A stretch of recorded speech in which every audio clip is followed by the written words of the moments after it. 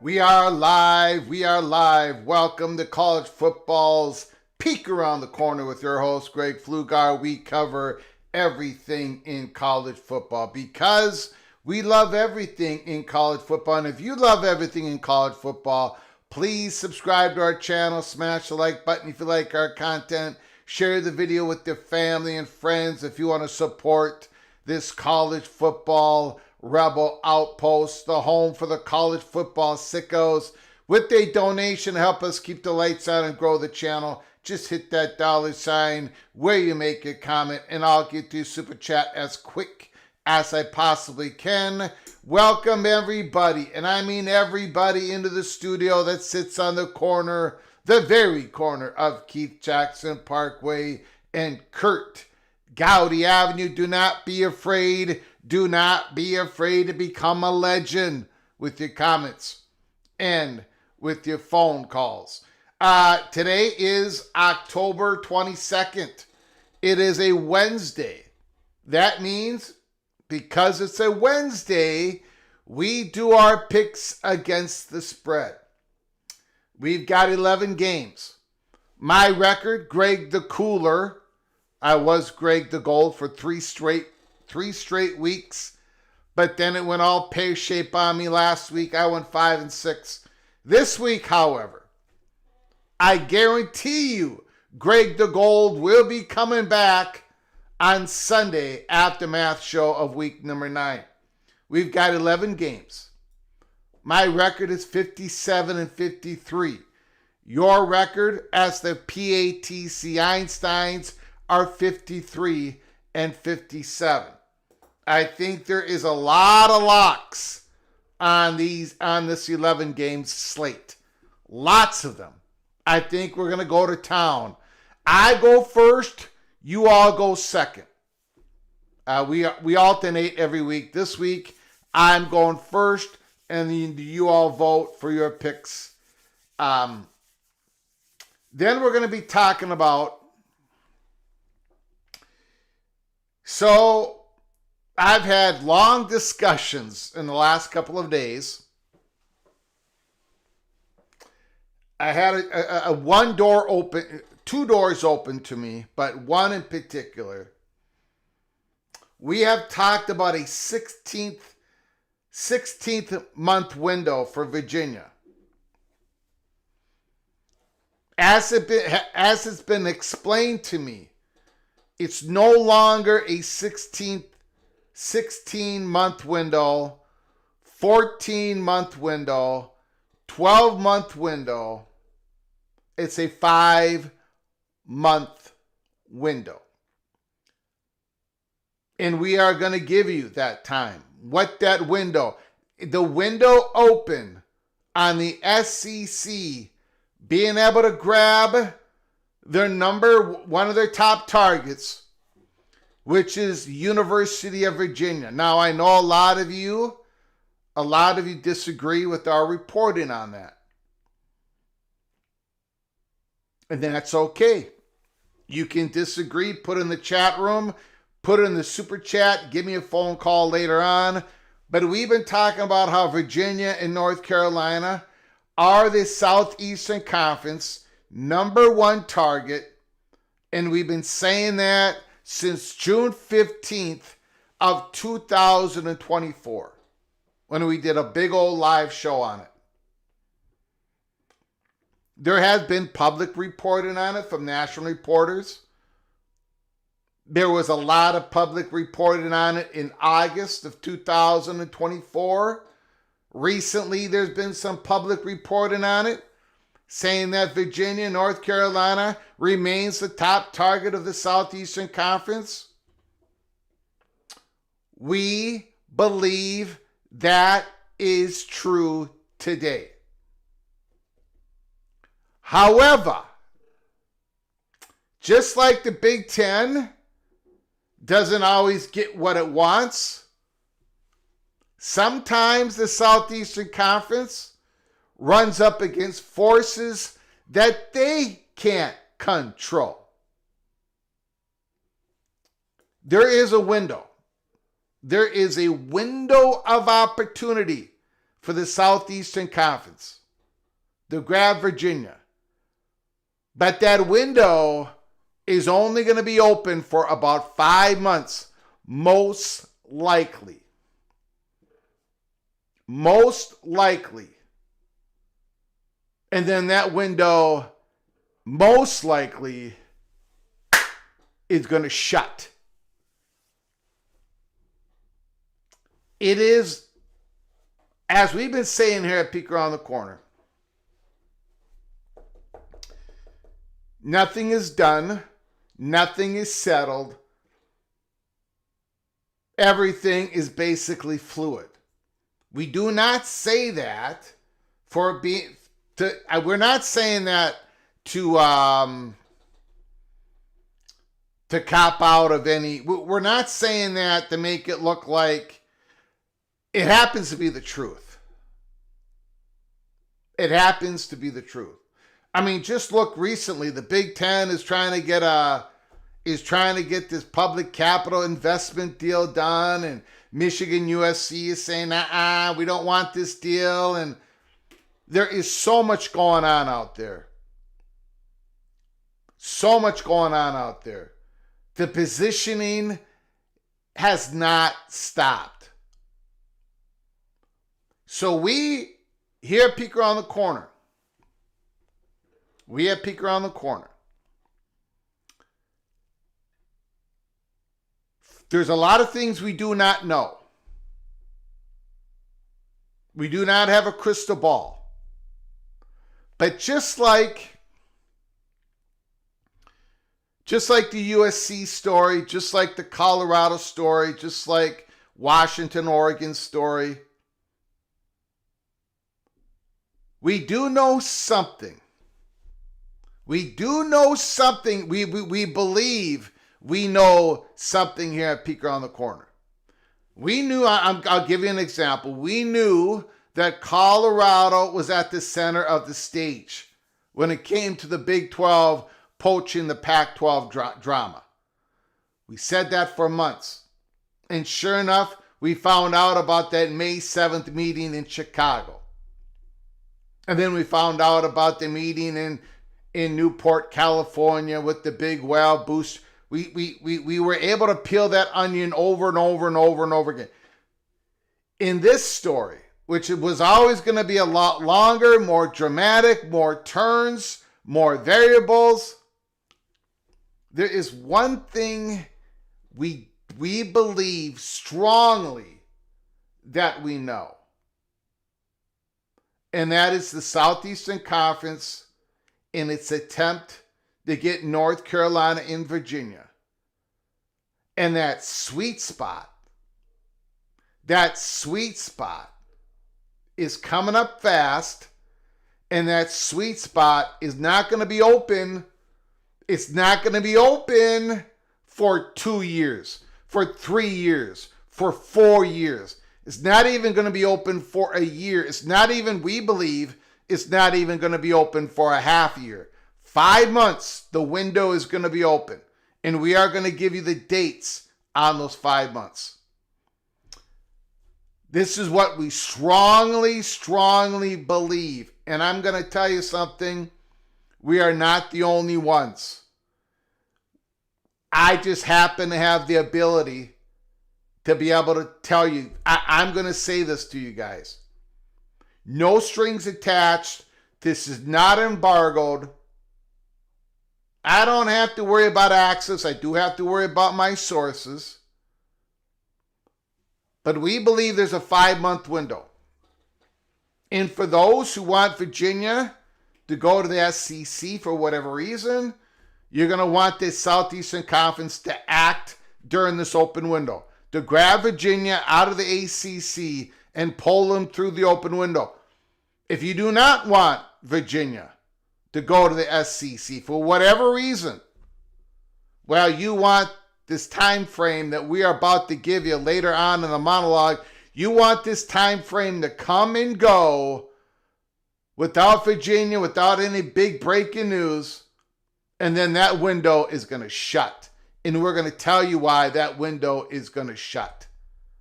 All right, so we've got a big program ready for you guys. I want to thank all of you for joining us. I very much appreciate it. We've got ourselves a super chat to lead us off.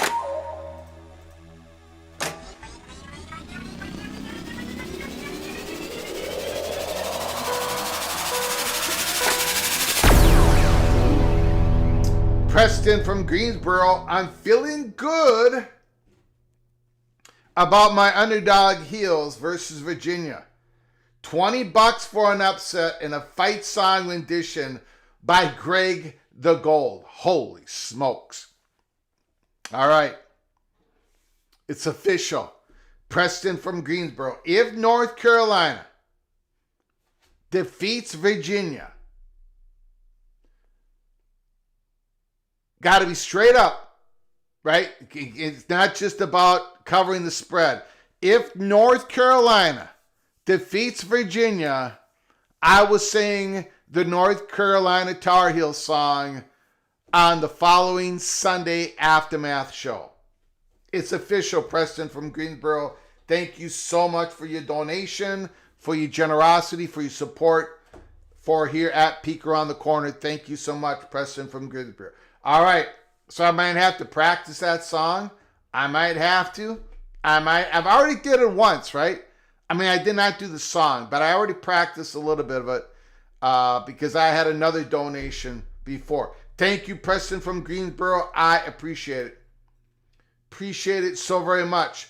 All right, I want to get to the roll call, and then we got to get to it. We got to get to the games first. Kenneth Stromness is in the house. Don Scruggs is here. Ryan Brooks, the Big Lubbock, the Red Raider, looking to rebound. AMAC is in the house. Flint Dog is here. Michigan. Rodney Richborg, go Tigers. Still, by the way, Rodney Richborg, Ryan Brooks, Christopher Hooter, and all the other LSU Tigers PATC family members. Did you notice? Did you give a look? Did you see who Brett McMurphy has in the Music City Bowl? What projection, what game he has for the Music City Bowl? Did anybody see that? Did anybody see it? It's the LSU Tigers versus your beloved Minnesota Golden Gophers. So Rodney Richborg, I'll see you, Music City, Nashville, Tennessee. What is it? December 29th, 28th, something like that. Dave B's in the house. Tumasta is here. The almighty Finn Buckshot Kid. Dave B is in the house. Mountaineer Memes, CFB Plux, Vox Quindaro, Jay Chapman, Danielle Dilly is in the house. Movie Time Blues is here. I'm not saying that. Nope, I'm not saying that. Movie Time Blues. Patrick is in the house. Outlaw Skis, Kenneth Bowman, the Mountaineer, Daniel Gygax. I was watching Daniel Gygax last night. I was watching him with Moen during the big, I always say Big 12, during the College Football Mafia show. Daniel Gygax looked right in the camera and he said, those Gophers, they're not looking all that. They're okay. I hope I don't get Greg upset. Daniel Gygax, you did not get me upset. And number two, you are absolutely correct.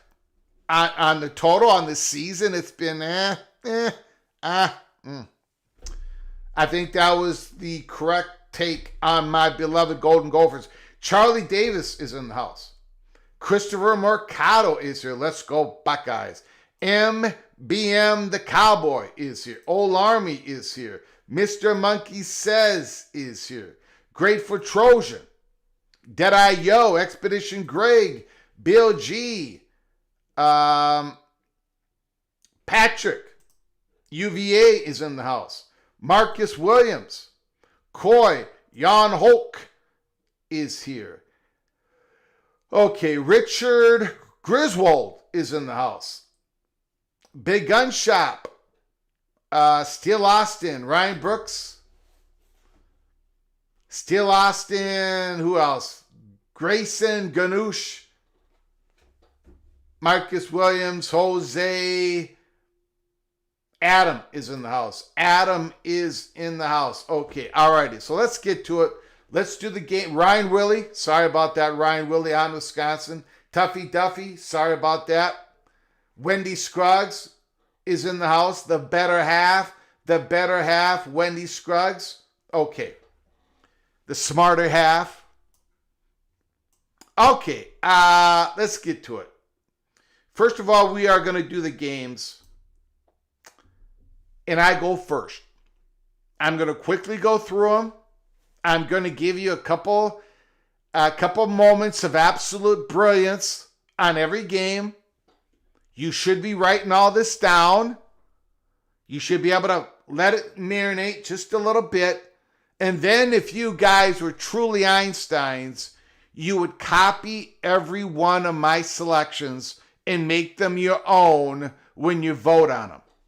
If you want to excel this week, I would write down everything I say, pay attention, write it down, and then vote accordingly. Mimic Greg the Goal. I'm just saying, I'm giving you one chance. I'm just saying. Okay, here we go.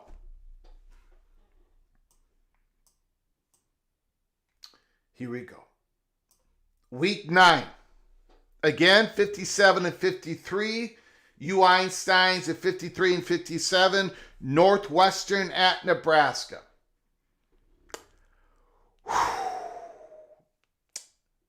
Wow. I think Nebraska is going to win this game.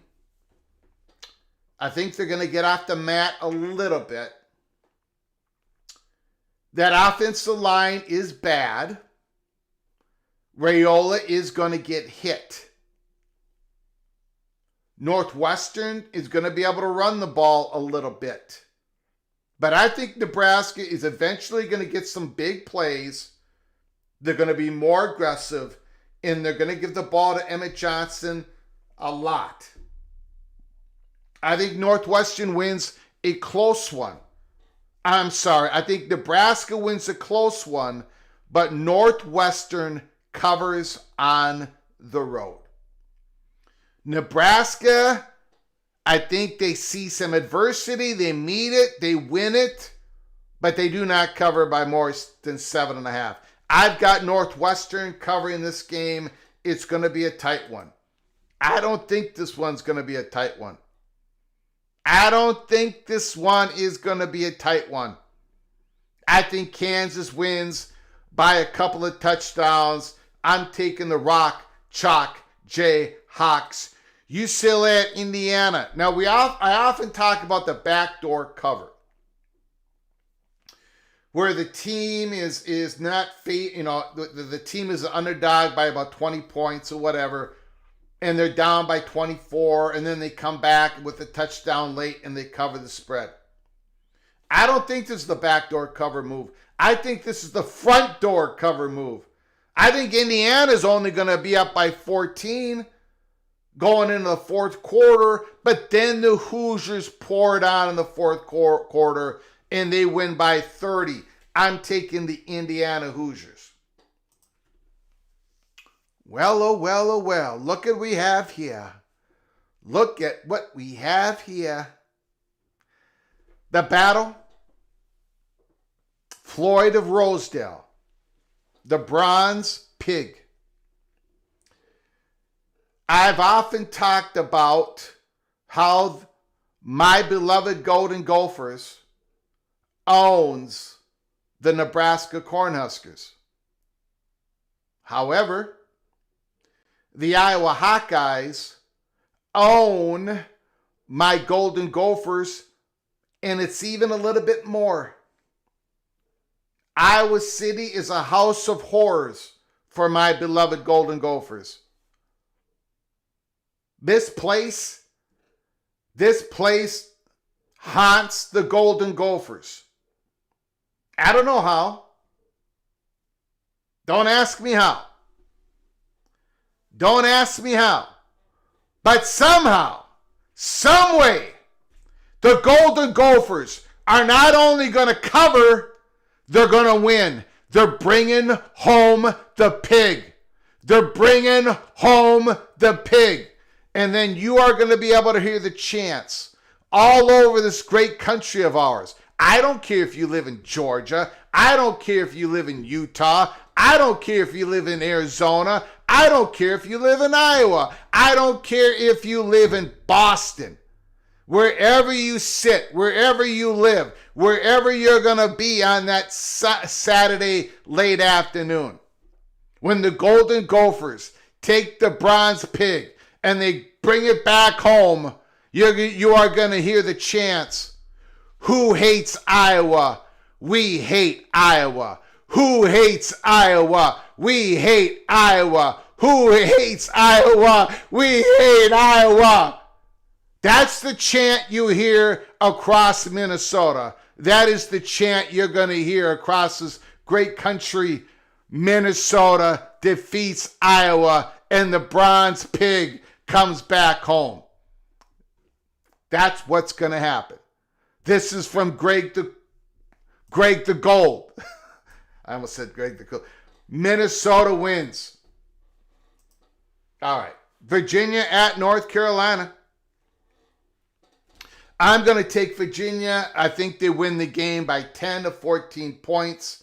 A couple of days ago, I had North Carolina covering it. I have flipped the script on this. I am taking Virginia. Ole Miss, Oklahoma, I think it's going to be a field goal game either way. So I got to take Ole Miss. 4.5 points. 4.5 points. I'll take the 4.5 points. I would take the 4.5 points. Texas A&M, LSU. I keep giving LSU a chance. I keep giving them a chance. I keep giving them a chance. I can't do it no longer. I've got Texas A&M, who just defeated Arkansas by only 3 points. Second road game in a row. This is the perfect spot for LSU to win. But they're just not going to. Texas A&M Aggies cover -2.5. Simply put, BYU Iowa State. Just going to have to this game I think is real easy. Real easy. The Cyclones have not been able to recover from all their injuries on the defensive side of the field. And Superman no longer wears a cape. Superman wears number 47. I got BYU covering. Missouri Vanderbilt. Well, you know where I'm going with this.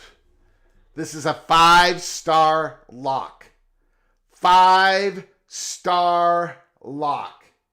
That's the highest I can give you guys.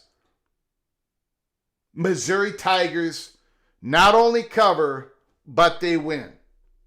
South Florida, Memphis. Gonna have to take South Florida on this one. This is a big G5 game. South Florida, if they win this game, they should be able to do it the rest of the way. We should see the Bulls in the playoffs. And finally, Illinois at Washington. I've gone back and forth. Back and forth. Back and forth, back and forth, back and forth.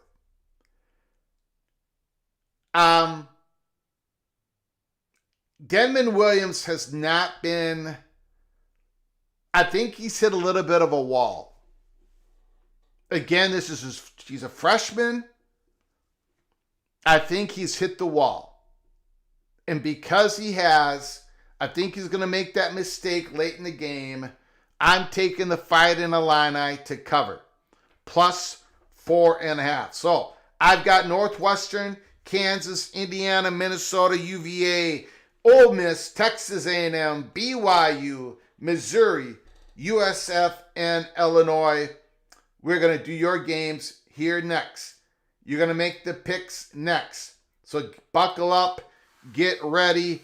Here we go. But first of all, we got a very kind super chat.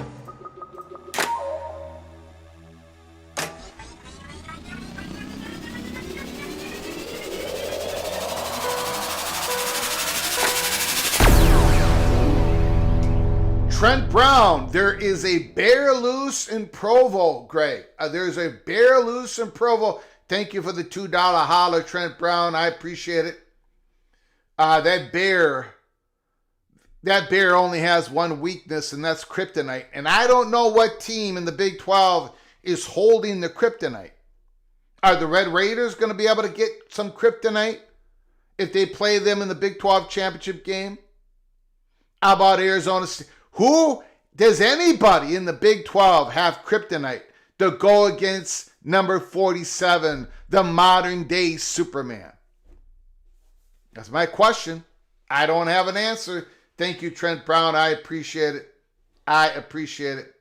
It seems like all the Big 10 teams that go west to play lose. Well, I don't know. Every time Minnesota has gone west with PJ Fleck, they've won, except for the California game this year. And I don't think that had anything to do with travel. I don't think Minnesota and with their own fresh. I don't think Minnesota was going to be Minnesota until later in the season because of the freshman quarterback and all that. And California, I don't know. All I know is Minnesota always wins when they go west. They played at UCLA last year. They won. But, people are going to have to get used to the travel. Although we are going to lose at Oregon that on a Friday night a few weeks from now. Okay, let's go here. Thank you, Trent Brown. I appreciate it. I appreciate the donation very much. Okay, guys, are you ready? Are you ready?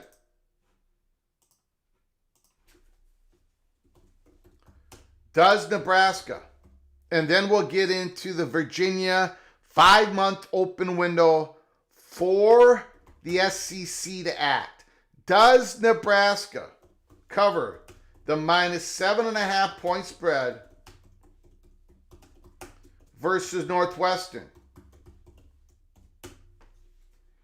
If you vote yes, that means you take Nebraska and you're willing to give 7.5 points. If you vote no, you're taking Northwestern and you want to receive 7.5 points. The voting begins now.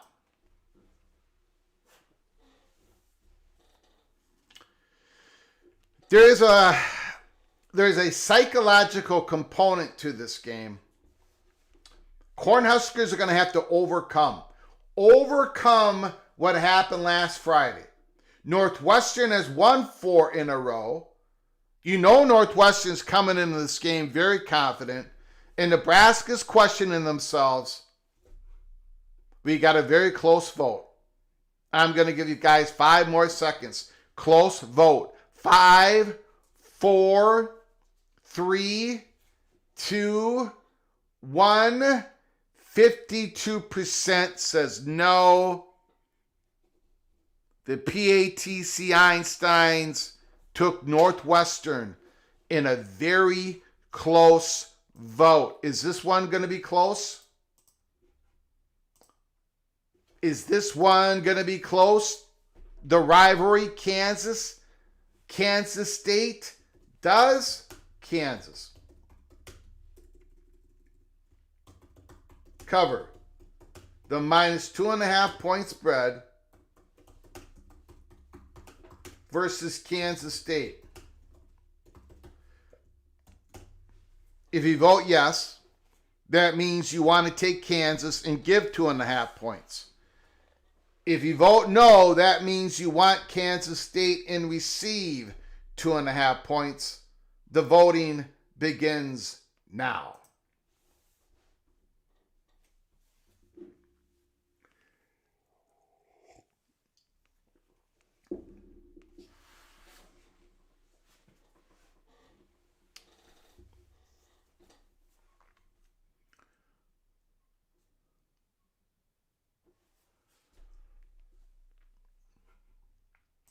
We got 5 more seconds on the vote. 5, 4, 3, 2, 1. 74% says yes. The PATC community takes Kansas. What about UCLA? What about UCLA, Indiana? That's a big spread. We are going to be doing a watch party on this game. Watch party. Starting at 11:45 Eastern Time. 11:45 Eastern Time. In the morning, of course. Does Indiana cover the -24.5 point spread versus UCLA, who's won 3 games, 3-1 in the Big Ten? The voting begins now.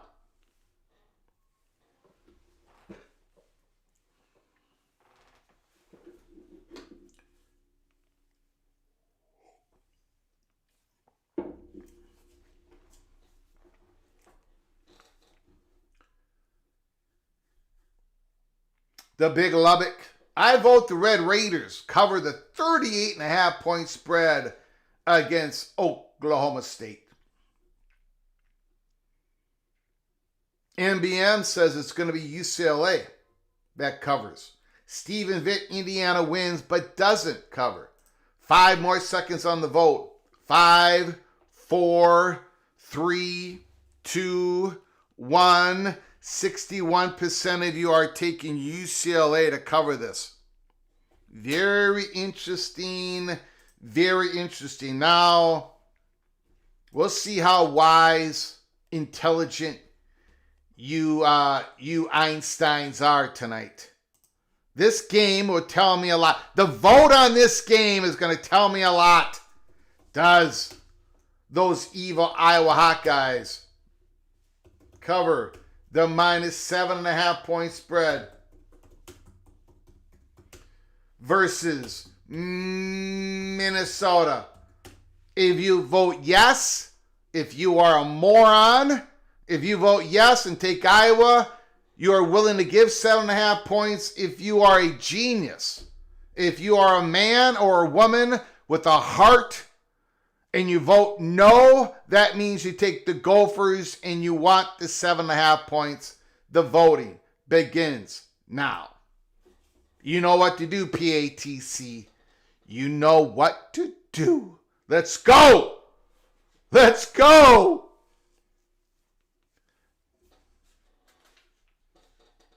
Vox Quindaro, the battle for Floyd.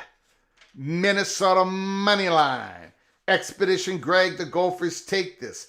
Tom Halleck, Iowa by a field goal. Skaven, yes. Doesn't like either team. Can they tie? 5 more seconds on the vote. We've got a landslide. 5, 4, 3, 2, 1. 72% you said no. You guys took the Minnesota Golden Gophers. Beautiful.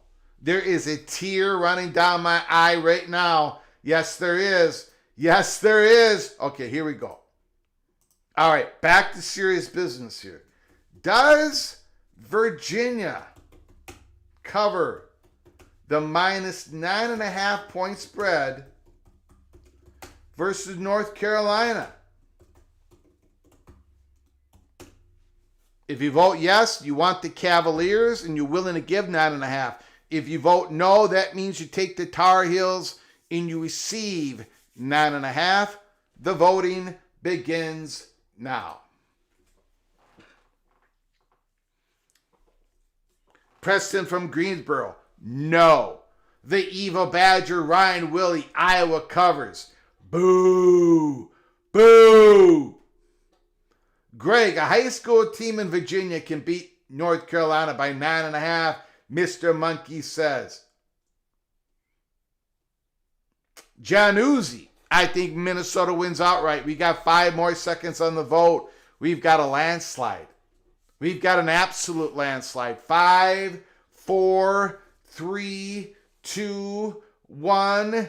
86% takes Virginia. Holy smokes. I don't think we're going to get a landslide in this one. I think you Einsteins are going to be split right down the middle. Does Oklahoma cover the minus 4.5 point spread versus Ole Miss?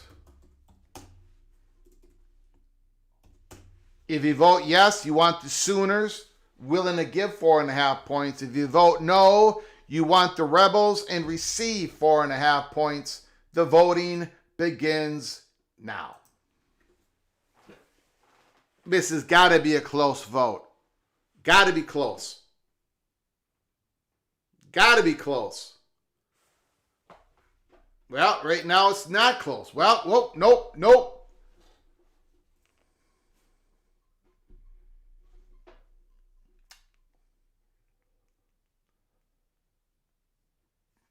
Five more seconds on the vote. 5, 4, 3, 2, 1. 65% says no. Wow. Not a lot of love. Not a lot of love for the Sooners in the PATC chat room. Ole Miss is the pick. There's only one game that myself and you guys are different on so far. Only one game difference. All right, let's get to Texas A&M and LSU. Does Texas A&M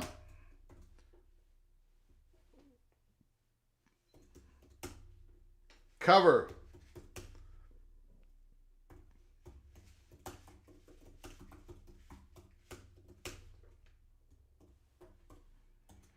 Does Texas A&M cover the minus 2.5 point spread versus LSU? If you vote no, you want the Aggies and willing to give 2.5 points. If you vote no, you want LSU Tigers and you want to get the 2.5 points. The voting begins now.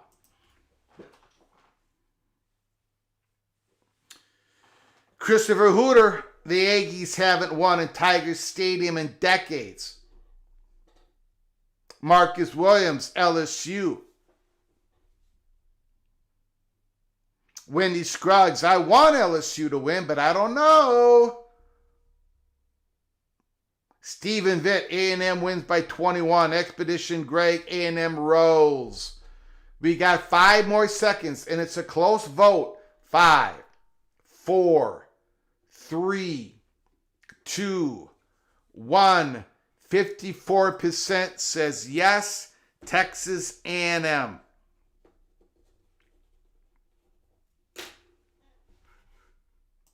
BYU, Iowa State.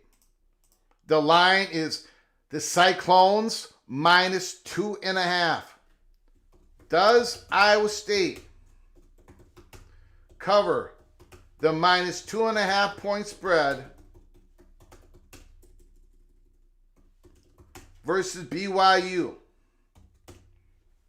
If you vote yes, that means you want the Cyclones and you're willing to give 2.5 points. If you vote no, you want the BYU Cougars and you receive 2.5 points. The voting begins now.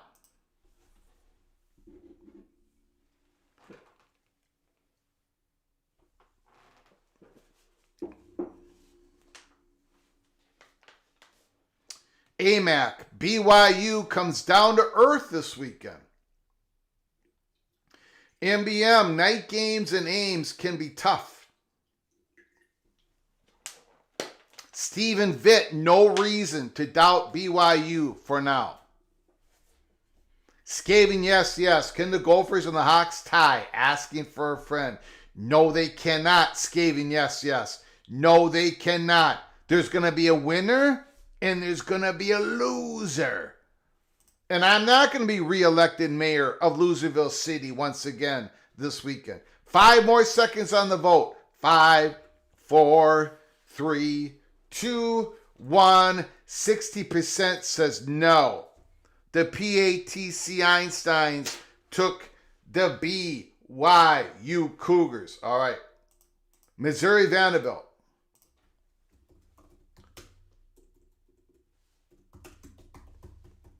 Does Vanderbilt cover?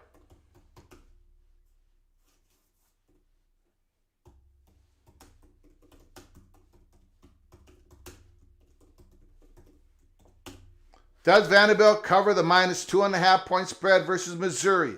If you vote yes, that means you want Vanderbilt and you're willing to give 2.5. If you vote no, that means you want the Missouri Tigers and you receive 2.5 points.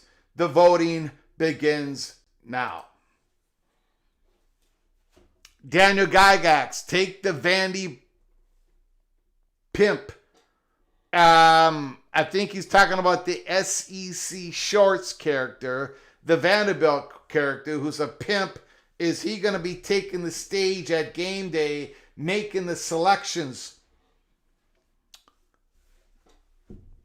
representing Vanderbilt? I think it's probably most likely now that that's going to happen. I think that's probably going to happen. 5 more seconds on the vote, ladies and gentlemen. It's a close vote. 5, 4, 3, 2, 1. Yes, Vanderbilt does cover.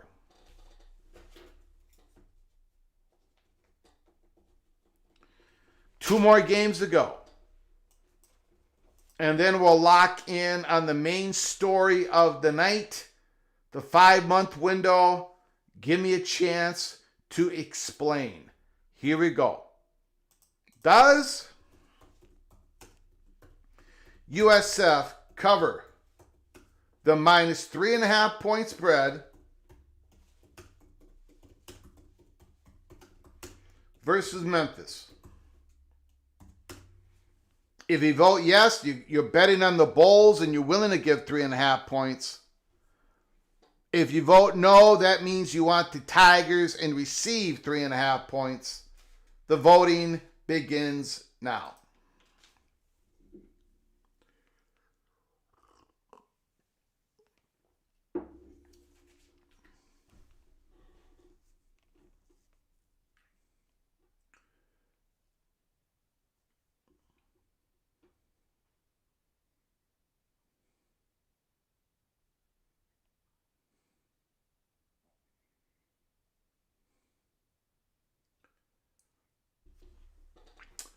We got a landslide.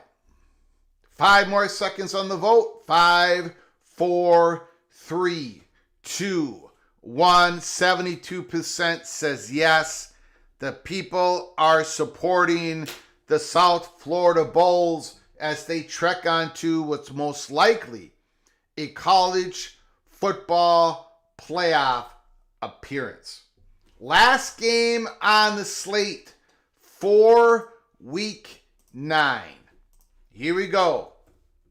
Does Washington cover the minus 4.5 point spread versus Illinois? If you vote yes, that means you want the Huskies and you're willing to give 4.5 points.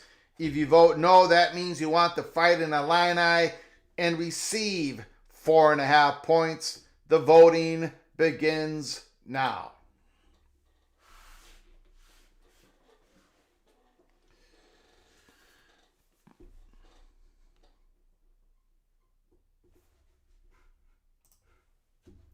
We got a close one. We've got a close one. Going back and forth, back and forth.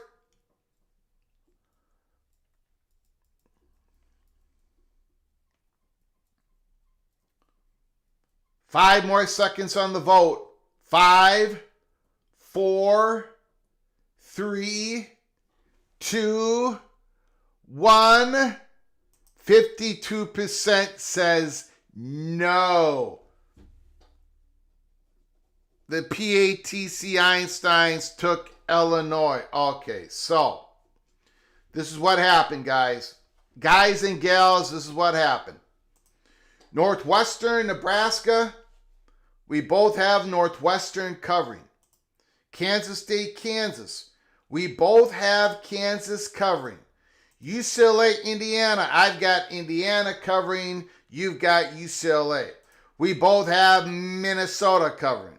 We both have Virginia covering. We both have Ole Miss covering. We both have Texas A&M covering. We both have BYU covering. I've got Missouri. You've got Vanderbilt. We both have USF. And we both have Illinois. We only differ on 2 games. Out of 11 games, 9 of the games we are the same. We differ on Indiana, UCLA, Missouri, Vanderbilt. I've got Indiana covering. You've got UCLA. I've got Missouri. You've got Vanderbilt. We got ourselves a super chat.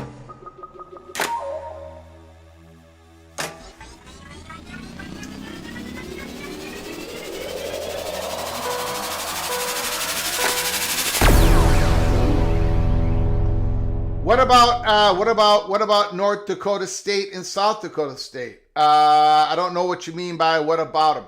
The football game, or what's going to happen with them, or they're going to end up in the FCS championship game, most likely. But yeah, I don't know what you mean by that, MBM. But thank you for the super chat. Thank you for your generosity. Just put it down in the super chat what you meant by that.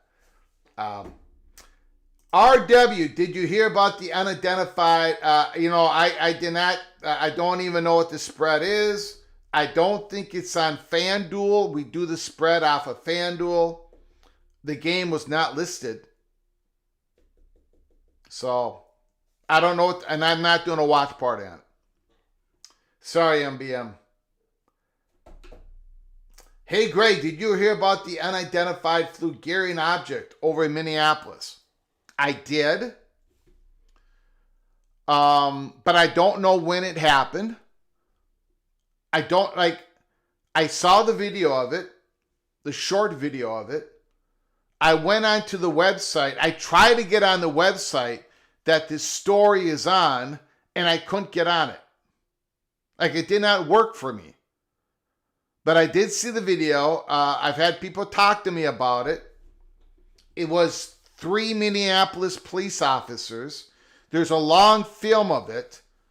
And it's crazy. It's absolutely crazy. Absolutely crazy. But I don't know when it happened. I don't know the date. If you know RW, let me know.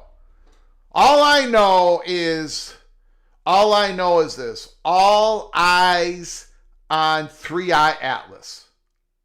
All eyes. And when that thing comes around the sun on October 29th, I think, is the day in which there's going to be more pictures of it. The telescopes are going to be able to look at it. That is the most, if it is a comet, it is the most unusual comet we have ever recorded, we have ever seen, in about 10 different ways. If it's a comet, they're probably going to have to get another category of rock that comes through, because it's way too big, especially what we consider an interstellar comet. We only know 3 of them. This is the 3rd one, and it's gigantic. So statistically speaking, does that mean that a lot of interstellar objects are big?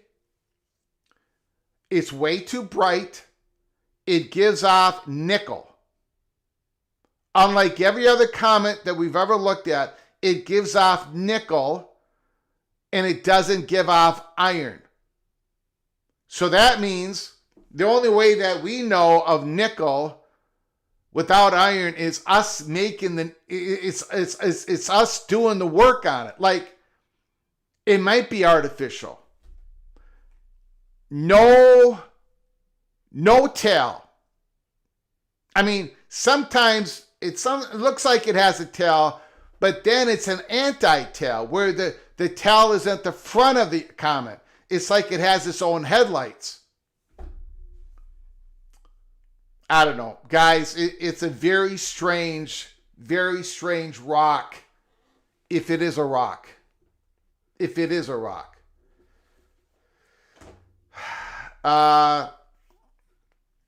It's from outside our solar system. That's why it's different. Maybe. I mean, it is outside our solar system.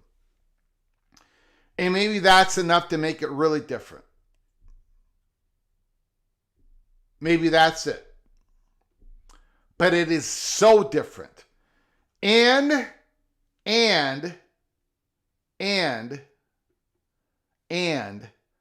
not that it's different. It's the angle. It's the angle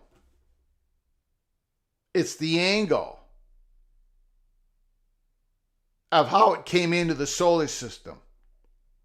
It came in at it came in right at the right precise angle and the timing that would come in on our solar system plane, get right behind the sun,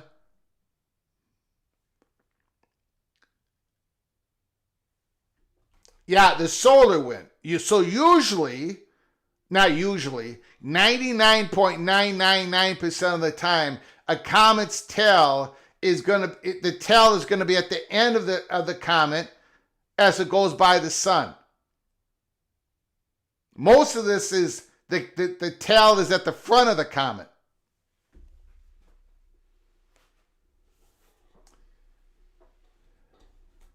So it's crazy, guys. It is the most unusual rock we've ever seen.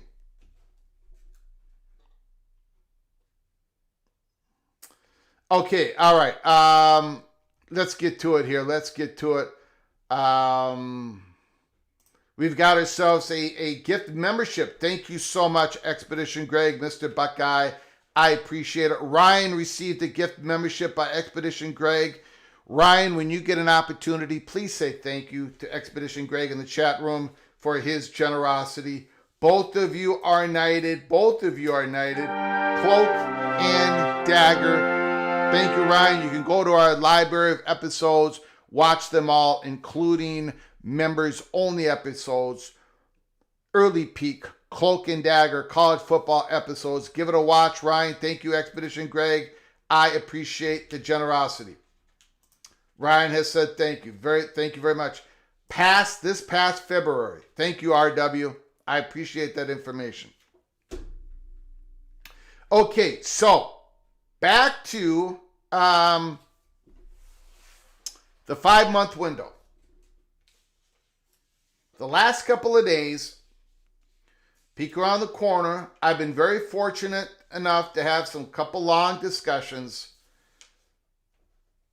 One with that Virginia money perch that we just began to know a few months ago, and the North Carolina money perch that we have known for a very long time.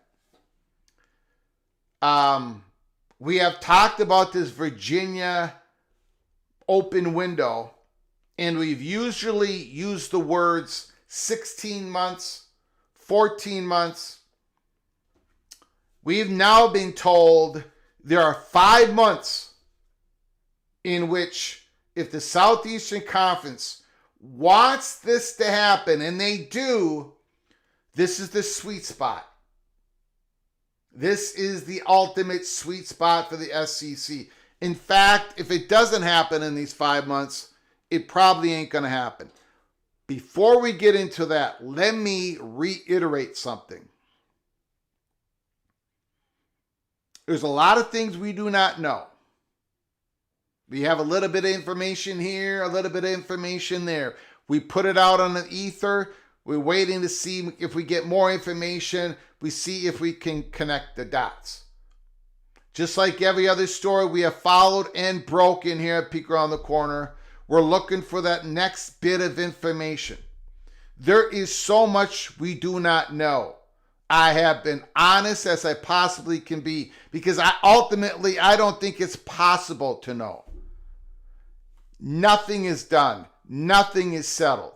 But what we strongly believe, and I know there are very smart people out there that strongly disagree with us, and that's okay. But all I can tell you guys is what we believe to know from the people that we trust, the people that have helped us break stories after stories here at Peek Around the Corner for a decade. We believe that the Southeastern Conference has targeted, continues to target North Carolina and Virginia as their top targets. It doesn't mean that there's no other schools that they're not targeting. That doesn't mean that at all. These are the top targets. The reasons have not changed.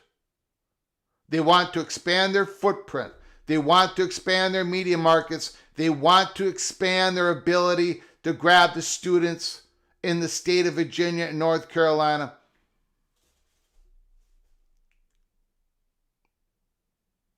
It is getting Virginia is a difficult task, even for the most powerful conference in the country, the Southeastern Conference. It's a difficult task. So difficult that the Southeastern Conference has been planning on this for a while. This is not something that was going to be easy.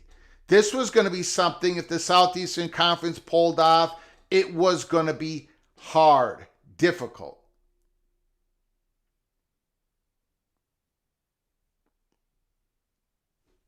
The Southeastern Conference wants North Carolina. I'm not going to go down the rabbit hole of why. I've done that over and over and over again. If somebody calls right now on this live show, I'll answer the question. If someone asks me the question on a super chat, but I'm not going to spend any more time. You don't have to believe it. You don't have to believe a word I say. You can turn this show off right now. I would advise you though that there's a reason why all the public reporting matches ours on this. Because it happens to be true. And it happens to have been leaked out from the Southeastern Conference in so many different ways. The Southeastern Conference wants North Carolina. Virginia is the perfect partner for North Carolina. It is the perfect partner that North Carolina wants, Virginia wants, the Southeastern Conference wants. It is the perfect political cover. It's not going to be, if North Carolina, we're going to get to Virginia in a moment, but I'm backtracking here. If North Carolina makes an announcement that they're going to the Southeastern Conference, if they get the okay from the Board of Governors, it isn't going to be the pro-Big Ten faction that's going to give cause to this, problems to this. It's going to be the pro-ACC faction. We want to keep the conference together. Have we made sure that we've done everything that we can to make sure the conference stays together? Have we looked at private equity? Have we looked at a public investment? Have we looked at 8 or 10 ACC schools? Per the settlement with Florida State, Clemson versus ACC, per the settlement that you can leave, that 8 or 10 schools can have a one sport conference and then have their other sports remain in the ACC. Have we all looked at that? That is going to be what deters, what tries to stop North Carolina from becoming a Southeastern Conference school. It is that faction. And it is a mighty faction. It's a big faction. It's old money faction. It's old politician faction. It's those that are close with Wake Forest, those that are close with North Carolina State, those that are very, very, very, very, very close to Duke. It is those North Carolina Tar Heels. If you are going to leave, if you are UNC, if you actually pull the trigger and that athletic director, that new athletic director of North Carolina is Mr. Southeastern Conference. If you're going to pull the trigger on that, you got to have a wingman, a wingwoman. You've got to have a partner that is ACC, and that is Virginia, your closest rival, not just athletically, but academically, culturally. You've ruled the Tobacco Road together. You've had discussions about this over the last 5 decades. What would happen? What would you do? You have legal entanglement with each other. Virginia is North Carolina's wingman. So, to help get North Carolina, you want to get Virginia over the ACC faction. And, the little bit of the Big Ten faction as well. So your best odds, and they know this, Southeastern Conference, is also to get Virginia. No other school helps more with this than getting Virginia, besides the things that Virginia offers. North Carolina is Virginia's best political cover. Virginia is North Carolina's best political cover. We've gone over all that before. So what is different tonight?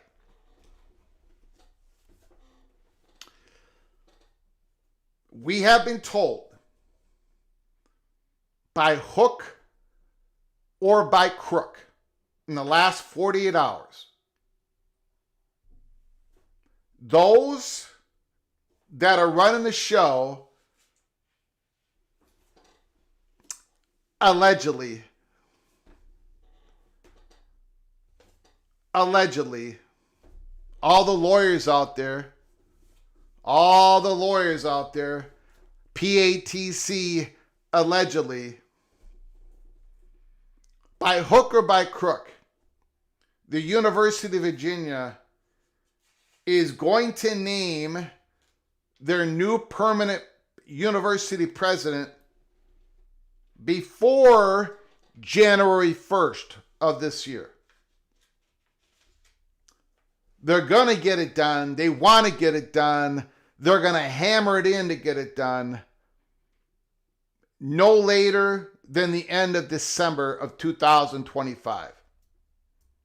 They just started the search in August. Okay? That's number one. Right now, the window, as far as we are concerned, is not open. That window is not open. We don't think there's any nothing imminent. Right? Nothing imminent. If something is imminent, I would come out here. I've been saying nothing is imminent for months. Well, all the time here when it comes to this drama. If there is something imminent, I'll take the big L. But everybody we talked to over and over again, I've told you guys, nothing is imminent. UVA is not going to make a move with an interim president.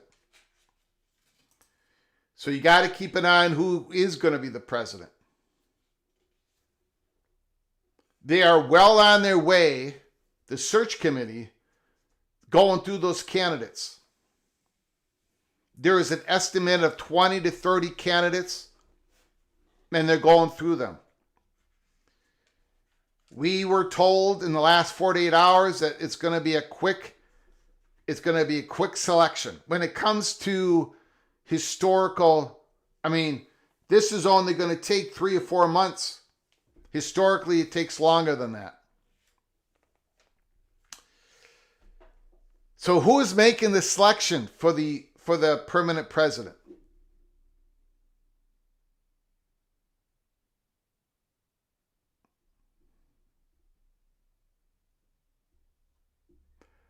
Well, they are the longest rival, Vox. They are the longest Southern football rival. They have played more against each other than anybody else in football. In basketball, that's a whole different thing. Okay. Who is going to be making the decision? It's the Board of Visitors. The 24-person Board of Visitors at the University of Virginia. The Board of Visitors rotate in and out. They serve 6-year terms, 4-year terms. They're in and out of there. They keep rotating. Not all of them leave at once. They come in batches of like 3, 4, 5 at a time. The Board of Visitors will make the decision.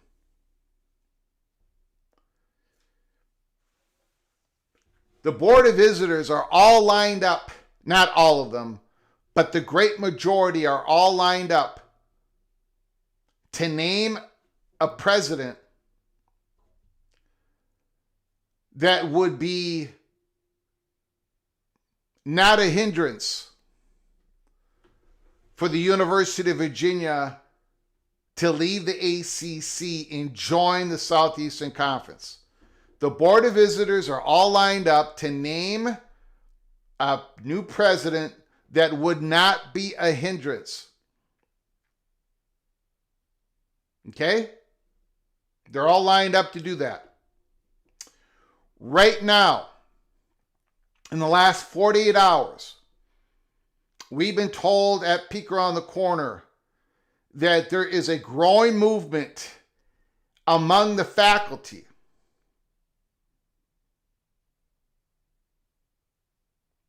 and I'm not even going to name one group. I'm not going to name. I don't need to name them. I'm going to protect people here. There is one group, association, I guess you could call it, that is ready to go full force. That's the best way to put it. In making sure that this particular Board of Visitors do not have the power to name the president without their consent, even though the Board of Visitors do have that power.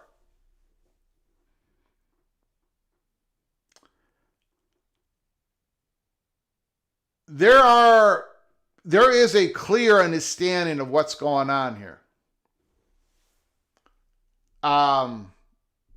Just like what happened with North Carolina 3-4 years ago with Chancellor Gusowich. He finally had to leave to go to Michigan State.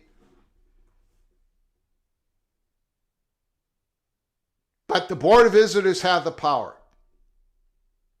But there is already a revolt that is about to happen. I think we're definitely going to hear more about this when the new president is named, most likely. I don't know who that of course I don't know who that new president is, but it's going to be somebody that is not going to be to the liking, most likely, not going to be supported by certain major faculty groups within the University of Virginia. There is a governor race happening in Virginia. The election is a couple weeks from now. The governor is the one that appoints the Board of Visitors.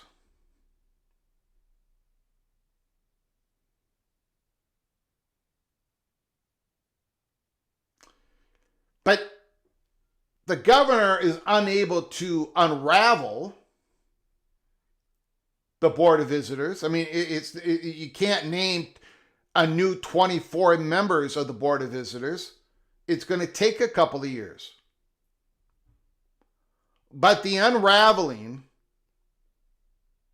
if the Democrat candidate wins the governorship, the unraveling is going to happen. It's going to start happening right around June 1st of next summer.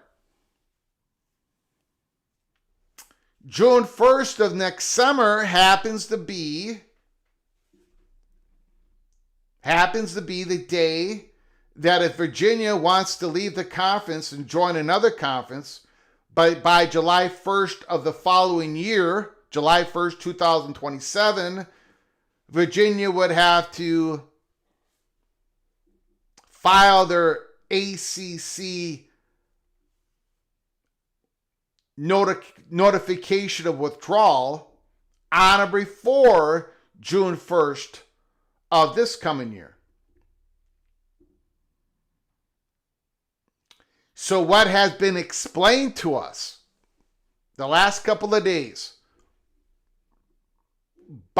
because North Carolina people and Virginia people are talking with each other constantly, the boosters and everything else, faculty, there's a lot of stuff going on. The sweet spot is not now for the Southeastern Conference. It hasn't been ever for the Southeastern Conference until here coming up between the time the new president is sworn in to the time the unraveling of the current Board of Visitors start June 1st. That is the sweet spot. January, February, March, April, May of 2026. If the Southeastern Conference wants to grab Virginia, and they do, that is the time that they're going to be able to pull it off with the least amount of resistance. By far. By far. And everybody knows it. Nobody's talking about it. Nobody's talking about it. Nobody's talking about it. None of the college football, I haven't seen one article written. I haven't seen anybody talk about it. But it's not just about conference affiliation, but it's about a bunch of other things that quite honestly I'm not interested in, because I don't live in Virginia. I'm not a University of Virginia grad. They would have never accepted me. But what I'm interested is in the world of college sports, college football.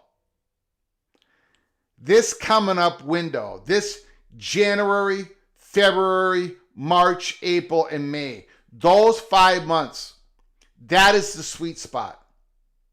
That is the time when you have the president and the board of visitors, and a new governor ain't probably going to do it. You're going to be able to get this done. That is when all the planets are aligned. You have an interim president right now. You're not going to make a conference affiliation change with an interim president. That was told to me straight out. No way. No way is that going to happen. Now, there is that chance. There is that chance that the Republican candidate wins in November.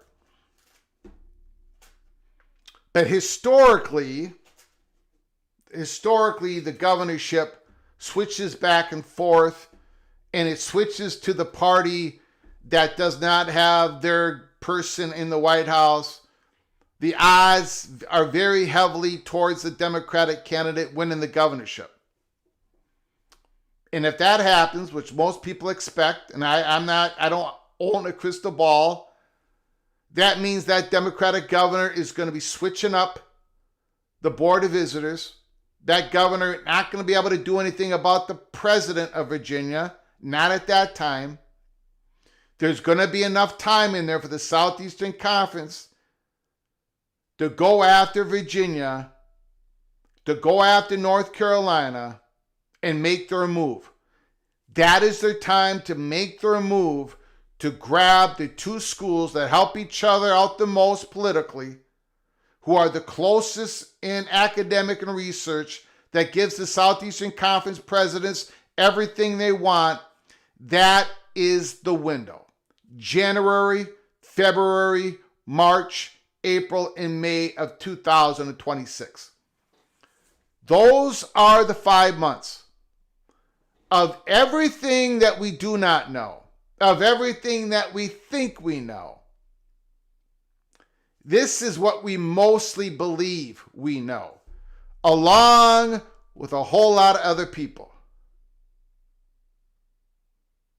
People are thirsting. There is people at the University of Virginia that are thirsting for change. They want the school to be in association with the Southeastern Conference. They want them with Vanderbilt. They want them with Florida. They want them with Georgia. They want them with Tennessee. They want them with Texas. They want them in the Southeastern Conference. They want to stay regional. They want to stay. They want to get as much money as they can, as much exposure. They know the ACC cannot. It cannot. The ACC cannot stay up with the Southeastern Conference. there are people who are thirsting for Virginia to go to the Southeastern Conference. And it just so happens that the Southeastern Conference presidents want them. But they cannot pull the trigger now. They want that new president to come in. There are people who do not want Virginia to go to the Southeastern Conference. And they're going to do all, they already started, guys. They've already started. They're already doing stuff internally. They want this process to drag out. They don't want the new president to take office in December of this year. The faculties are saying, we need to have a voice. We need to look at the candidates. We need to have a seat at the table. It's a war going on. It's a rock fight. It's already begun. They're so this is it. Boots are on the ground to try to flip Virginia to the Southeastern Conference. Boots are on the ground at North Carolina. They've been working on this for over a couple of years. And they're all in place. Everything is in place. The Southeastern Conference have not, and you know what? They haven't kept any of this.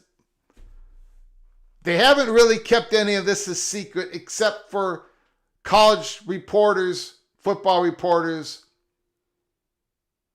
They're not able to talk about it.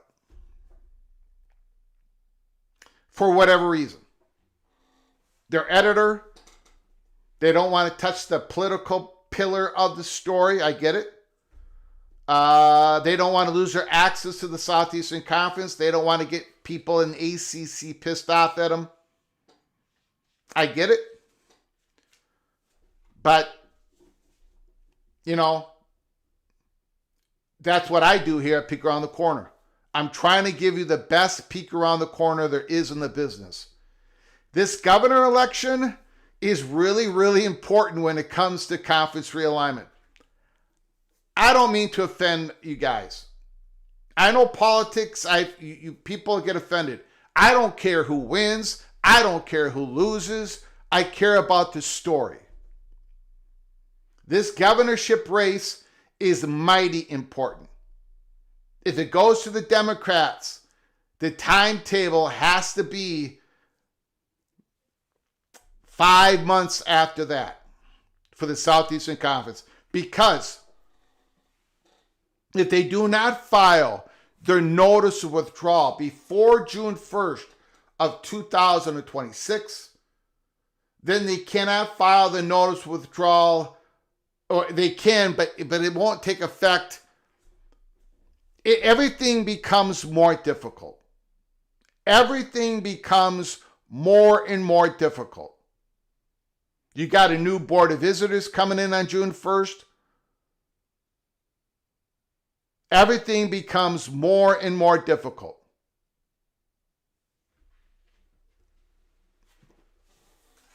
This is the window. January, February, March, April, May of 2026.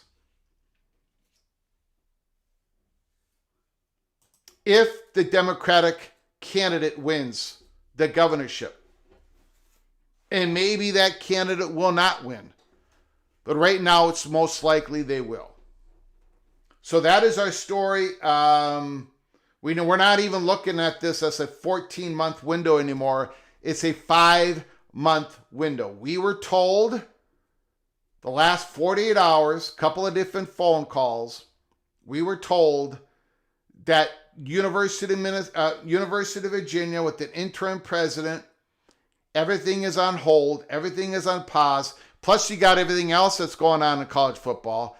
The SEC, they're trying to get a college football playoff format that works for them. You've got all this other stuff going on. You got all this politics that is going on, trying to get this SCORE Act, trying to get this SAFE Act, trying to get a compromise. You've got all this stuff. The time is not now. The time is not now. But the best time for the Southeastern Conference to get what they actually want, the top two targets, is the first 5 months of the 2026 calendar year. After that, that window starts to close. All right, there it is, guys. Let me know. I'm going to open up the phone lines. Let me make sure I didn't miss any super chats. Christopher Hooter, thank you for the super chat. I appreciate it. Good question. You really think it matters who wins the Virginia race?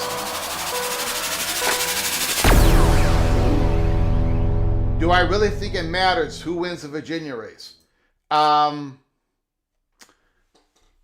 Everybody says absolutely yes. And here is your best example why. I go ahead and Google it. Go ahead and Google the Board of Visitors at the University of Virginia. Go ahead and look who the current governor, Youngkin, has appointed members of the Board of Visitors in his 4-year term, which is coming to an end. That Board of Visitors has completely changed. Completely changed. I'm not going to name, there's a couple of names on that Board of Visitors.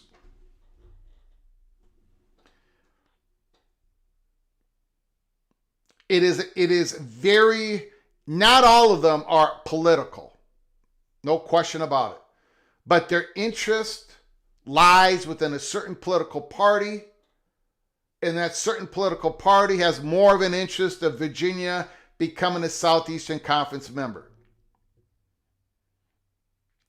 If the Democratic candidate wins the governor race in Virginia, the new appointees of the Board of Visitors are going to change dramatically. Dramatically. That's just how it is. So yes, everybody. Now normally it wouldn't matter. I mean, it wouldn't matter to the university. It wouldn't matter to us. It wouldn't matter on conference affiliation. It wouldn't matter to a national college football YouTube channel. But it just so happens the Southeastern Conference wants Virginia. And those that don't want Virginia to go to the Southeastern Conference, their interests are not in power right now. But their interests might get in power here in a little bit.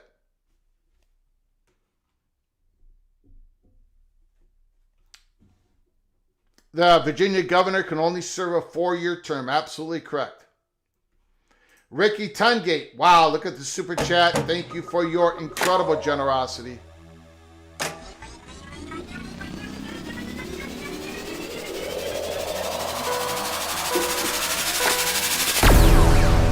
Mr. Hoosier, Ricky Tungate. I don't want either Virginia or North Carolina. I prefer we stay with our roots. We're a Northern Conference, some good schools in our regions. Thank you, Ricky Tungate. Thank you for the massive super chat, for your incredible generosity. Thank you, Ricky. I appreciate all the help you've given us. Wow. Thank you so very much. I'm very humbled by your generosity. And again, we are doing the Indiana UCLA watch party. So come join us, Ricky. If you're not at the football game, if you're not, with a party or something, at least turn us on for a couple seconds, Ricky. We're going to be doing the Indiana Hoosiers UCLA watch party this Saturday.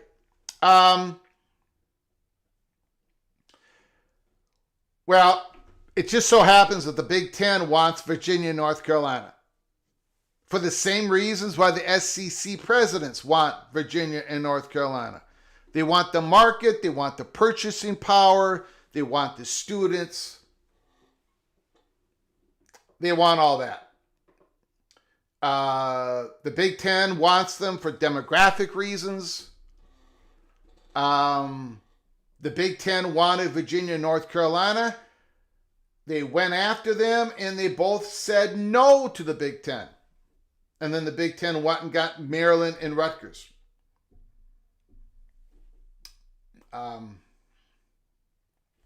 I get it, though. A lot of Big Ten people do not want to go anywhere more in the Mid-Atlantic. They don't want to go anywhere in the South.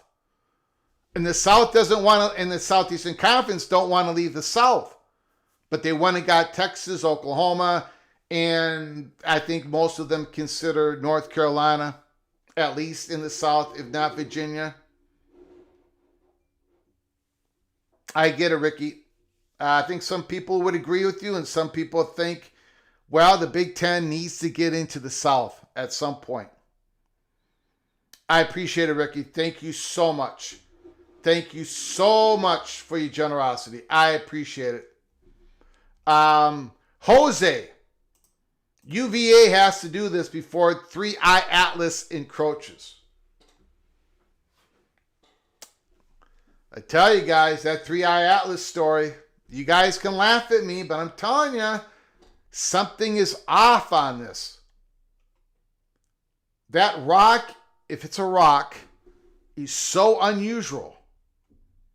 I ain't saying, but I'm saying we got to keep an eye on it.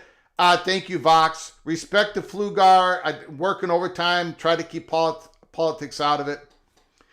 And I'm not putting a negative or positive connotation. Vote whoever you want to vote. I don't care whoever wins, but it's going to have an effect. It's going to have an effect. And what I'm interested in, Vox, is when the election happens, and if it's a Democrat candidate, I'm waiting for some reporter to talk about it. I'm waiting for some reporter, but they're leaving it alone right now. But this is college football's peek around the corner. It's going to have a great effect on the Board of Visitors, who, by the way, the Board of Visitors not only have the power to name the president, they have the power on conference affiliation. The Board of Visitors have the power on conference affiliation. This is not like North Carolina, where the Board of Regents have to go to the Board of Governors, the North Carolina Board of Governors. In Virginia, the University of Virginia, their own Board of Visitors have the power of conference affiliation.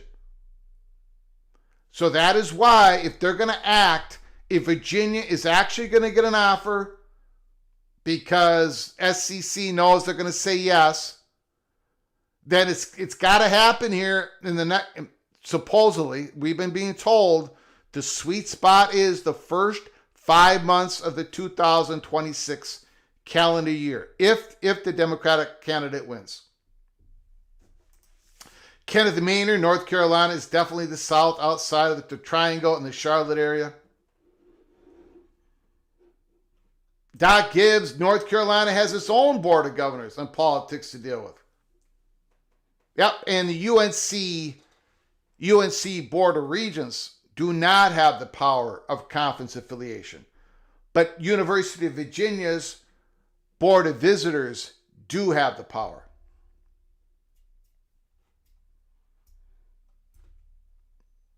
Thank you, Ricky.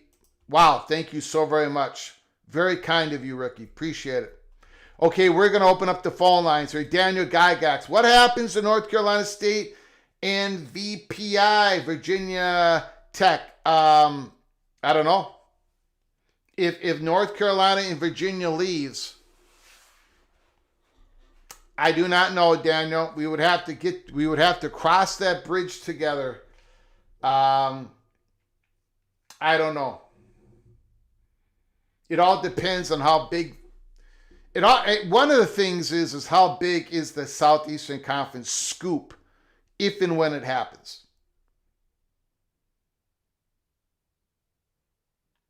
A lot of variables on that, Daniel. I do not know, and I don't really want to go into it tonight. There's a lot of variables on it. Let's see what happens. Again, it starts with the biggest dominoes, as you know, Daniel, and that's North Carolina and Virginia. They are being targeted. They are being targeted. Marcus Williams, thank you so much for being an early peak Cloak and Dagger member for 14 months. Does the Big Ten even have a chance at UNC, UVA and UNC during this 5-month window? I don't want to say it's zero, but Big Ten has been behind on this for quite a long time, actually. They're not the front runners on this at all. If the Big Ten, the best chance for the Big Ten to get North Carolina, Virginia is for this thing to drag out, for the Democrat to win the governor's race, and the SEC not being able to pull the trigger for many, many reasons. And a year from now, a year and a half from now, what is going on the ground at Charlottesville, it would be a lot easier for the Big Ten to get in there and possibly get it done.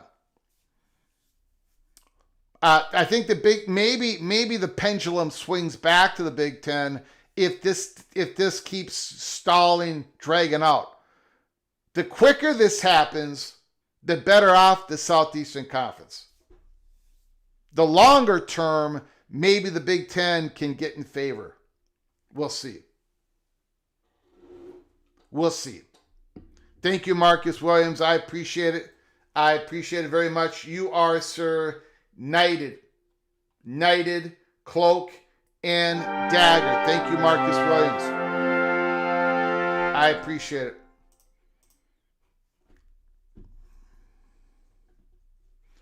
What does North Carolina have to do to move with Virginia? Well, they're going to have to get their ducks in a row. They're going to have to get the Board of Governors approval. A highly political board, which again favors, at least what I've been told, is in favor of going to the Southeastern Conference. There are people with that type of interest. The Board of Governors, they've also gone through this change along with the Board of Visitors, and there is more pro-SEC people in there, supposedly, than there's ever been before. And what would really help North Carolina, once again, to beat back the forces that want North Carolina to remain in the ACC, to remain with North Carolina State, to remain with Duke, to remain with Wake Forest, to beat back those forces, North Carolina would really, really like to have Virginia as their wingman, because they are the perfect political cover. But to have Virginia as their perfect political cover, the SEC looks like they might have a 5-month window. It's all connected. We believe. A lot of people believe.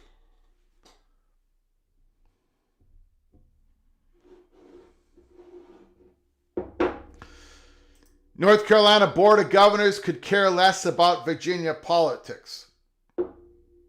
That, in many cases that is true. But I just got done saying that they're both each other's perfect political cover for both of them to go to the Southeastern Conference.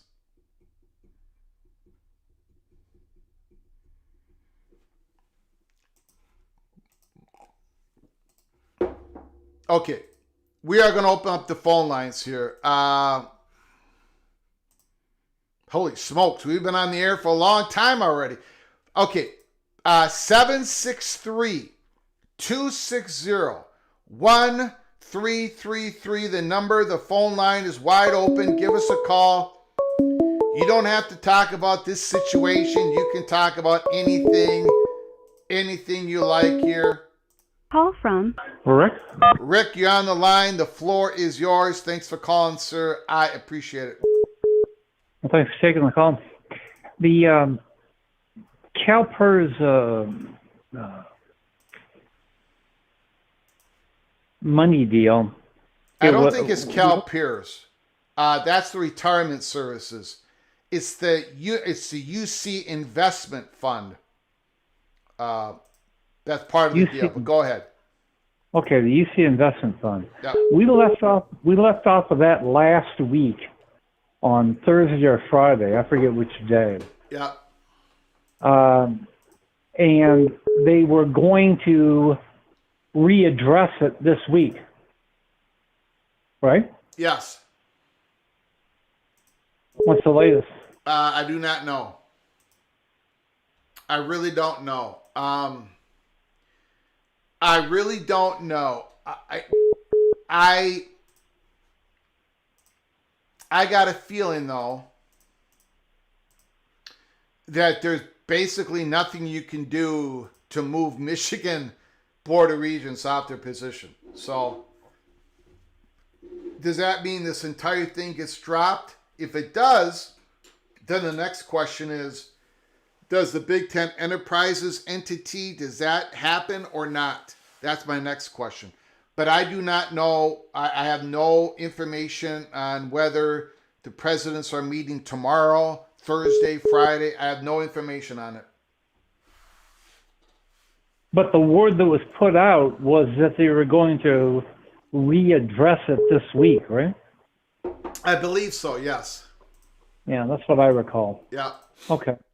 And then the other question is, what did you said initially, and it was when the topic first came up, what that fund had appraised the Big Ten at, the dollar amount. $24 billion. 24B. Yes. Okay. So I would imagine the SEC is in that same range, right? 20 to 24 billion. Yeah. Oh, definitely. Probably a little bit more. Maybe a little bit more. Yeah. Okay. So that would be around 40 to 50 billion for the two of them. Yeah. So it really wouldn't be a big deal if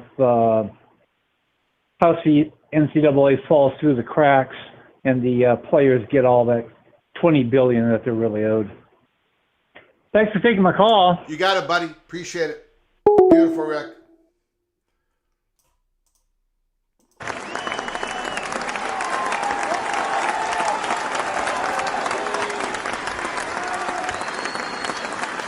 Doc Gibbs, North Carolina Board of Governors have total power to declare. Call from Christopher Hooter. Christopher Hooter, can you just hold on for a moment, please? Take time. I appreciate it. Doc Gibbs, North Carolina Board of Governors have total power to declare that if the Southeastern Conference wants North Carolina, they have to include North Carolina State. People fail to understand the Board of Governors have total power in this, not North Carolina. It's the Board of Regents. Well, I don't know. People inside the PATC family, they absolutely know that the Board of Governors have total power because we have covered it like nobody's business over the last couple of years. North Carolina Board of Governors have the power. They have the power on conference affiliation. They have the power to initiate, to file suits, to negotiate, to settle, everything. The Board of Governors basically have almost all the power. And when it comes to conference affiliation, they have total power. So, but I don't know if the Board of Governors is going to say, if you don't take North, I don't think we don't believe that they're going to tell the Southeastern Conference, if you don't take North Carolina State, North Carolina can't go. Maybe that is going to be the truth, but we don't think it is. But yes, the people inside the PATC family understands that the North Carolina Board of Governors have the total power. We've been talking about it nonstop for over a couple of years since it all happened. There was one more thing here that I wanted to, I guess, anyway, go ahead, Christopher Hooter. The floor is yours. All right, timing here. So you're saying they're trying to rush this before June 1st. So they could join another conference by 2027? The Southeastern Conference sweet spot to get Virginia would be the first 5 months of 2026.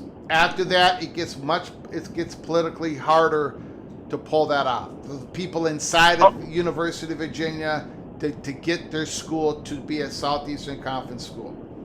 And to become a Southeastern Conference member by July 1st of 2027, you have to file your notice of withdrawal by or on June 1st of 2026.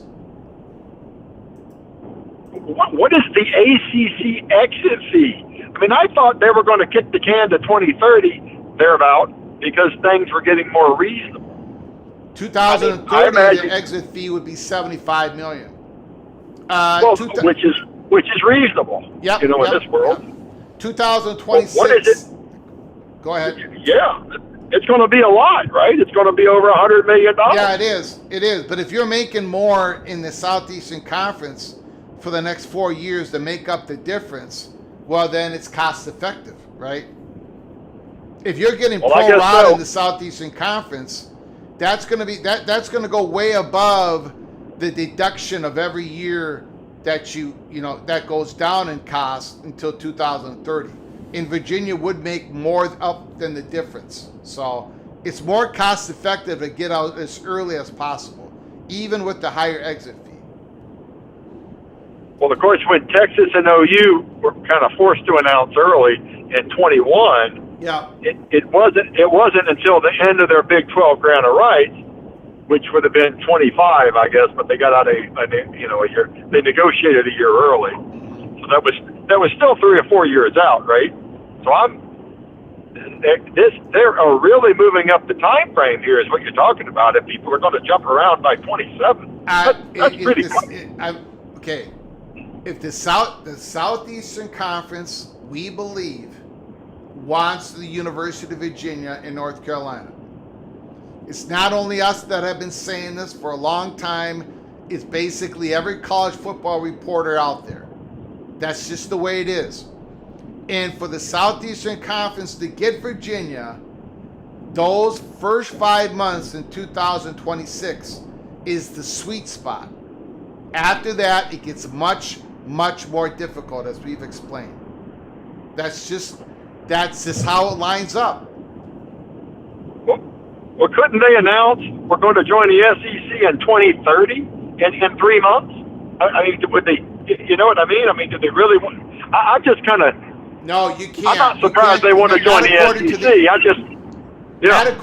Not according to the ACC bylaws. Once you file your notice of withdrawal, you owe the money and you're out the next July. And the Southeastern Conference won't want that either. So. Huh. Yeah. Well, they're not, to be contiguous and all that, they're not going to go without UNC. I mean, they're going to step together, right? Let's all jump together, right? You'd think so, yeah. Yes. Well, I did not think all this was going to happen by 2027. That is news. Well, it's not news yet. We're not reporting that it's going to happen. We're reporting that this is the South. If they're going to get this, if the Southeastern Conference can get this done, those 5 months are the sweet spot. After that, it becomes way more difficult. Way more difficult.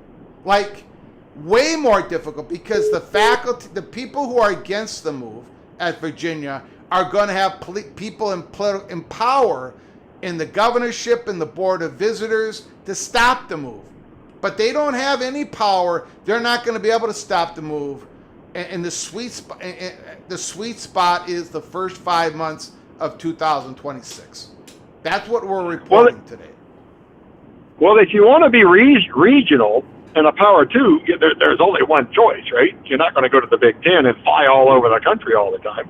Yeah. So, so whether it doesn't matter who's on the board, right? If they want to be regional. No, it does matter. It does matter who's on the board. It matters. There are people at the University of Virginia that does not want the university to become a member of the Southeastern Conference. Does that mean They want to go to the Big, or they want to stay in the No, ACC? they want to stay in the ACC, or maybe Oh, they I want to get go, that. or maybe they want to go to the Big Ten. There is quite the faction that don't want Virginia to be a Southeastern Conference school.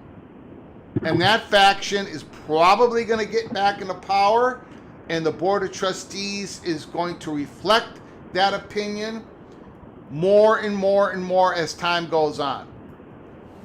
So it's time, if the Southeastern Conference really wants to get this done, the prime window is January, February, March, April, May of 2026. If the Democratic candidate wins the governorship, which he probably will. Which means UNC's got to get off the pot too, right? Yep. Yep. Huh. For all Okay. this to happen. Well. Yep. Yep. See what all right. happens. Well. All right, man. All right. I appreciate the update. You got it. Talk to you. Yep. Bye.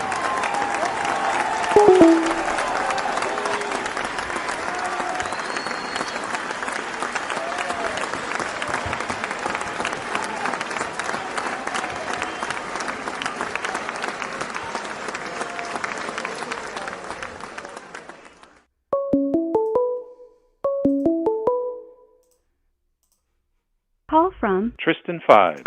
Tristan, the floor is yours. How you doing, sir? Oh, I'm doing great, Greg. Thanks for taking my call. You got it, buddy. Hey, listen, I have a lot to say, and so I'll be really quick. Yep. Hey, I work with a friend who's a huge Alabama fan, and he was telling me that he thinks, and this is based on talking to some people who are a little bit connected to Alabama, he thinks there's a real chance that the next coach of Penn State might actually be Nick Saban. Really? And yeah, he's telling me that since retiring, he feels like he can still do it, might want to get back into it, and more importantly, his wife is not opposed to it if he were to make that kind of a decision. So I just thought I'd pass that along. I'm not predicting that at all. I think, when I think of Nick Saban now, I kind of think of him as Jimmy Johnson. Isn't Nick Saban like a water and boat type of guy, getting out in the ocean? And maybe I'm wrong. No, I think you're right about that. I think he does enjoy that kind of a lifestyle. Yeah. But if you have a desire, I mean, it's in his blood. I mean, coaching's in his blood. It is. So, I mean, I'm giving it to you just as a possibility. Like Sure. I said, it's not a prediction. Sure.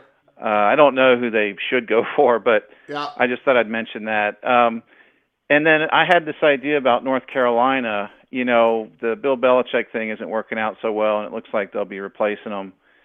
I think a really great candidate for that job is Franklin. Franklin. If you think about what he job? brings to for the North Carolina job.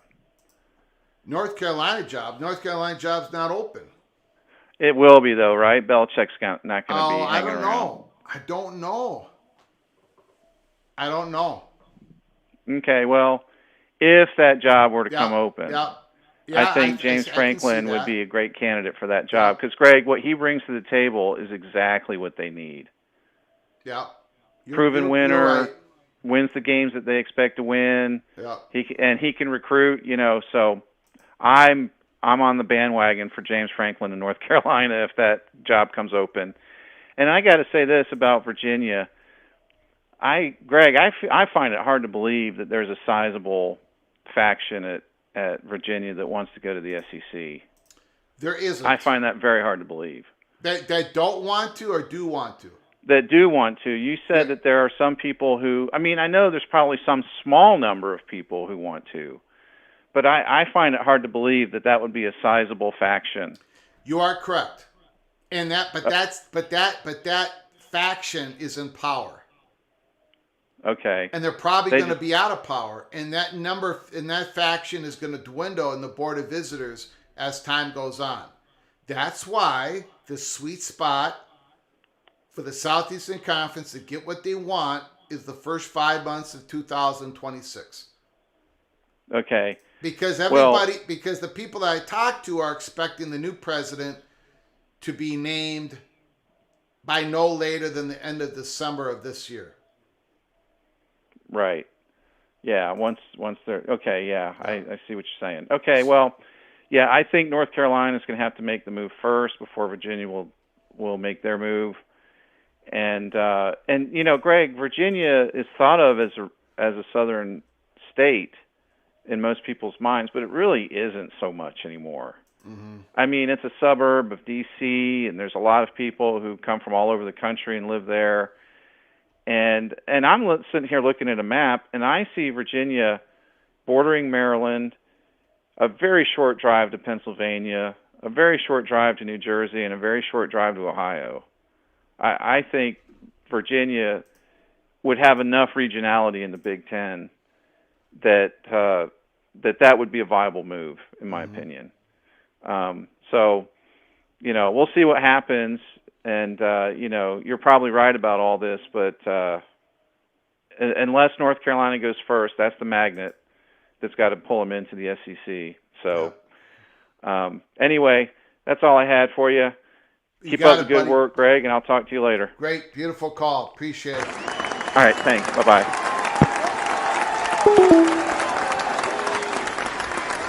As a reminder, thank you for the call, Christian. Thank you, Rick. As a reminder, if you haven't done it yet, please subscribe to our channel. Smash the like button if you like our content. Share the video with your family and friends. Subscribe and turn on those notifications because we can come live at any time, morning, noon, at nighttime, anytime we can come out live here at Peek Around the Corner. I want to thank those who have generously donated to help us keep the lights on and grow the channel. Preston from Greensboro, Trent Brown, MBM, Expedition Greg, Christopher Hooter, Daniel Gygax, Ricky Tungate with a massive super chat. Thank you so much. Marcus Williams, thank you for becoming a member. You too, Expedition Greg, for many, many months. Marcus Williams for 14 months. Thank you, guys. I appreciate it so very much. Again, we made our picks. We made our picks for week 9. Holy smokes. We made our picks week 9, 11 games. We agreed with each other on all the games except for two. Except for two of them. I got Missouri. You all got Vanderbilt. I've got Indiana covering the 24.5. You've all got UCLA. We'll see what happens this weekend. Tomorrow, who knows what's going to happen here at Peek Around the Corner. I hope you join us. I hope you join us in the chat room with your phone calls. Again, make sure you subscribe and turn on the notifications. We'll see you tomorrow. Until next time, from all of us at PATC, to all of you, please you all take great care of each other. And as always, God, family, Golden Gophers.